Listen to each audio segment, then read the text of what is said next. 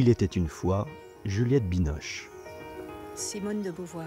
Sarah Bernard. Mata Hari. Gisèle Halimi. Marie Curie. Cléopâtre. Louise Michel. Frida Kahlo. Olympe de Gouges. Juliette Gréco. Virginia Woolf. Anaïs Nin. Marguerite Yourcenar. Joséphine Baker. Isabelle Eberhard. Aliénor d'Aquitaine. Marilyn Monroe. Georges Sand. Rosa Parks. Nina Simone. Alexandra David-Néel. Sarah Avant Bernard. de devenir l'actrice incontournable de sa génération, Juliette Binoche a débuté au théâtre, puis au cinéma, chez Godard, Annick Lanoé, Jacques Doyon et Jacques Rouffio. Mais c'est avec le film Rendez-vous d'André Téchiné que la jeune Juliette sort de l'anonymat et devient peu à peu une figure incontournable du 7e art, avec notamment ce visage pétri d'émotions, toujours à fleur de peau.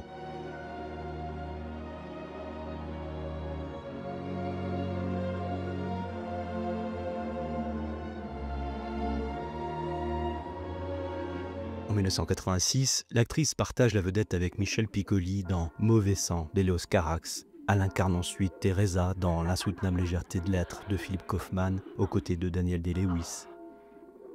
À partir des années 90, Juliette Binoche est désormais citée en premier au début des génériques. Ici par exemple dans l'ouverture, tout en vibration, des Amants du Pont-Neuf d'Éléos Carax.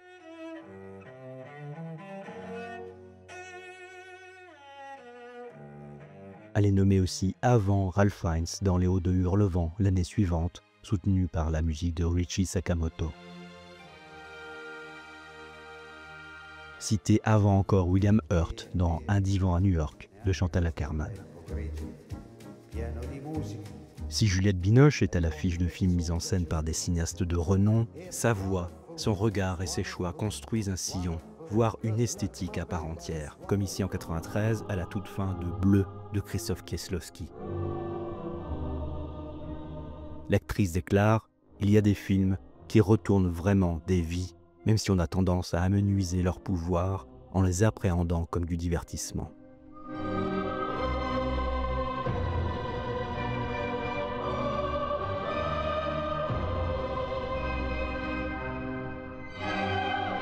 En 1996, le visage de Juliette marque durablement les derniers fragments du Patient anglais, entrelacés ici avec les rayons de soleil et la grâce de Gabriel Yared.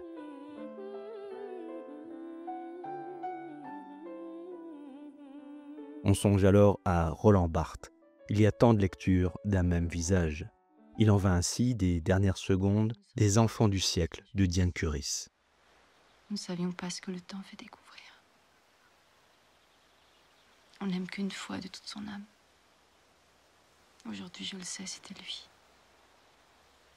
C'était cette fois-là.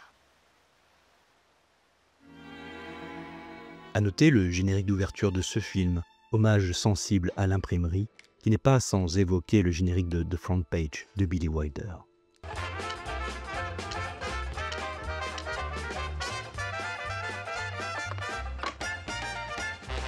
Dans les années 2000, Juliette Binoche oscille toujours et encore entre films indépendants et cinéma grand public. Pourquoi vivre à moitié, assume-t-elle.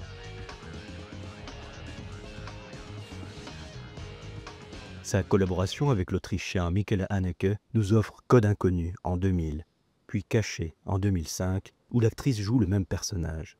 Le générique d'ouverture de ce film semble dactylographié, comme un fichier policier, ou une lame de rasoir qui lacère le réel à la manière d'un Lucio Fontana. Ce prologue aurait pu apparaître dans l'essai de Noël Roxel Cubberly, pour qui les titres de films composent un alphabet culturel rhizomique, une promesse de jouissance. Les entrées en scène de Juliette Binoche se réinventent d'un film à l'autre. Elle est silhouette floue chez l'Argentin Amigo Rena dans Quelques jours en septembre. En contre-jour, au tout début de Marie d'Abel Ferrara. Dans le miroir, en amorce de Lessons in Love de l'Australien Fred Skepsi. À nouveau flou dans Ghost in the Shell de Rupert Sanders. Ou encore méconnaissable sous l'eau en intro de Celle que vous croyez de Safi Nebou.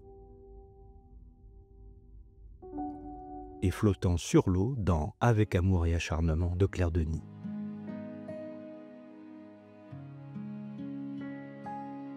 Le jeu d'actrice de Juliette Binoche mériterait bien des études et livres dédiés, dans un corpus bibliographique qui ne demande qu'à s'intensifier.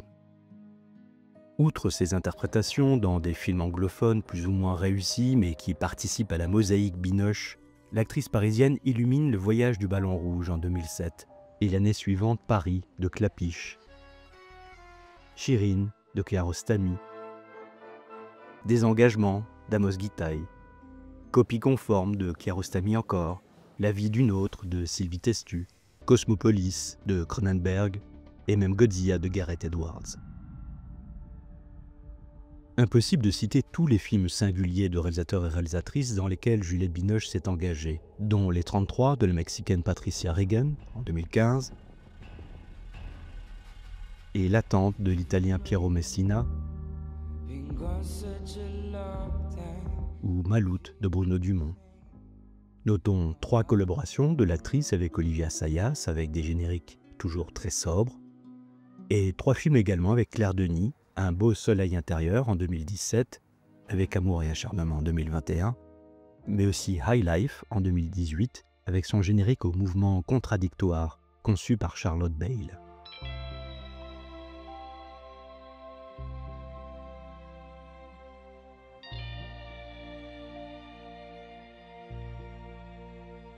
À la même période, nous n'oublions pas 2 films réalisés par des cinéastes japonais, Voyage à Yoshino de Naomi Kawase et La vérité de Koreda, dans lequel Juliette interprète la fille de Catherine Deneuve.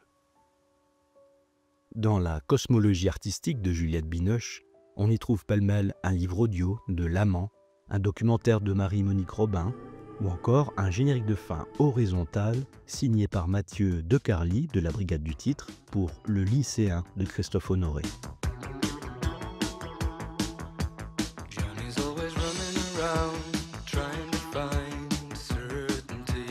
Les années 2020 sont l'occasion aussi de retrouvailles en face à face avec Benoît Magimel dans La Passion de Dodin Bouffant de Trananoum, dans The Return d'Uberto Pasolini. Juliette Binoche est aussi une pratique de la peinture de longue date, qui a fait l'objet d'un livre, mais aussi d'un documentaire réalisé par sa sœur, Marion Stalins. Pour l'actrice, peindre, c'est transgresser, c'est dire merde à une technique. Si on ne désobéit pas à soi-même, lance-t-elle, à ce qu'on a l'habitude de faire, je crois qu'on ne peut pas se réaliser en tant qu'artiste. L'artiste Binoche s'inscrit ainsi dans la lignée des actrices peintres, dont Sarah Bernard, Kim Novak, Michelle Morgan, ou plus récemment Sharon Stone, Charlotte Rampling et Anouk Grimberg. Également danseuse professionnelle, Juliette Binoche n'en finit plus de faire acte de correspondance comme on fait société. L'art du corps et du visage, chez cette actrice astéroïde, pourrait avoir toute sa place dans le schéma des beaux-arts d'Étienne Souriau, attentif à la sororité des muses, au compagnonnage des artistes.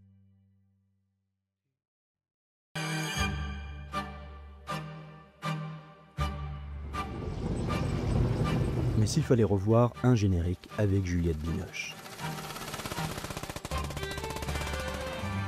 Diffusée en 2024, la série The New Look permet à l'actrice d'incarner Coco Chanel. Outre l'habillage visuel mis à l'honneur ici, qui déchiffre le monde, on y perçoit le contexte historique, autant que la précision végétale de la haute couture dans des collisions de sensations et de sentiments. La pensée et le mouvant sont ici envisagés, fabriqués, dépliés. L'actrice déclare « Il faut façonner sa vie, c'est notre véritable œuvre ». Tâtonnement formant nos rapports avec les autres selon Richard Sennett, continuum entre l'organique et le social, entre le corps et l'esprit. Bref, l'art des génériques avec Juliette Binoche comme paysage dévisagé, arabesque, vivante.